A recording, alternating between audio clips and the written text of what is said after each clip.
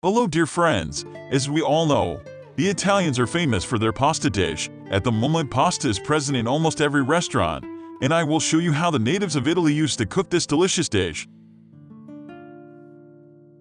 Nothing says Italian food like pasta. Pasta is an integral part of Italy's food history. Wherever Italians immigrated, they have brought their pasta along, so much so today it can be considered a staple of international cuisine. Many school children were taught that the Venetian merchant Marco Polo brought back pasta from his journeys to China. Some may have also learned that Polo's was not a discovery, but rather a rediscovery of a product once popular in Italy among the Etruscans and the Romans. Well, Marco Polo might have done amazing things on his journeys, but bringing pasta to Italy was not one of them. Noodles were already there in Polo's time. There is indeed evidence of an Etrusco-Roman noodle made from the same durum we use to produce modern pasta. It was called lagane, origin of the modern word for lasagna. However, this type of food, first mentioned in the 1st century AD, was not boiled, as it is usually done today, but oven-baked. Ancient lagane had some similarities with modern pasta, but cannot be considered quite the same. The modern word macaroni derives from the Sicilian term for kneading the dough with energy, as early pasta making was often a laborious, day-long process. How these early dishes were served is not truly known, but many Sicilian pasta recipes still include typically Middle Eastern ingredients, such as raisins and cinnamon, which may be witnessed original medieval recipes. This early pasta was an ideal staple for Sicily, and it easily spread to the mainland since durum wheat thrives in Italy's climate. By the 1300s, dry pasta was very popular for its nutrition and long shelf life, making it ideal for long ship voyages. Pasta made it around the globe during the voyages of discovery a century later. By that time, different shapes of pasta have appeared and new technology made pasta easier to make. With these innovations, pasta truly became a part of Italian life. However, the next big advancement in the history of pasta would not come until the 19th century, when pasta met tomatoes. Although tomatoes were brought back to Europe shortly after their discovery in the New World, it took a long time for the plant to be considered edible. In fact, tomatoes are a member of the nightshade family, and rumors of tomatoes being poisonous continued in parts of Europe and its colonies until the mid-19th century.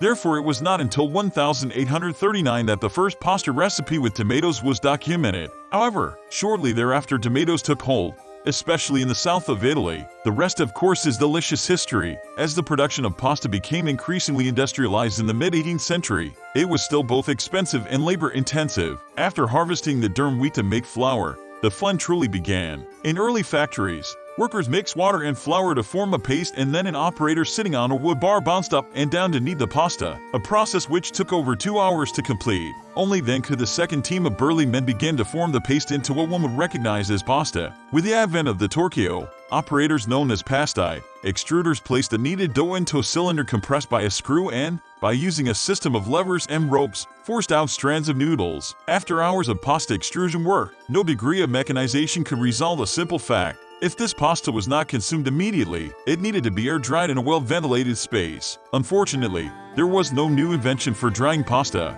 Factories had to rely on the same technology as the ancients before them, when, thus, a new profession was born, the azacan, the pasta dryer. After pulling long strands of extruded pasta onto spalette, reed bars, the azacan walked through the streets, constantly maximizing and monitoring their positions to guarantee the preservation of perfectly dried strands of pasta, occasionally using whips to prevent passing animals and humans from touching the drying edible gold. Even as late as 1957, many people outside of Italy had no clue how it was made. On April Fool's Day of that year, the BBC aired a story on Italians enjoying a bumper harvest of spaghetti due to a decline in the spaghetti weevil. The program showed Italian and Swiss families cheerfully picking long strands of spaghetti from spaghetti trees, and led many viewers to call in, curious about how they could plant their own. These photos from 20th century pasta factories show the actual process by which the dough is squeezed, shaped, cut, and dried on its way to the dinner table.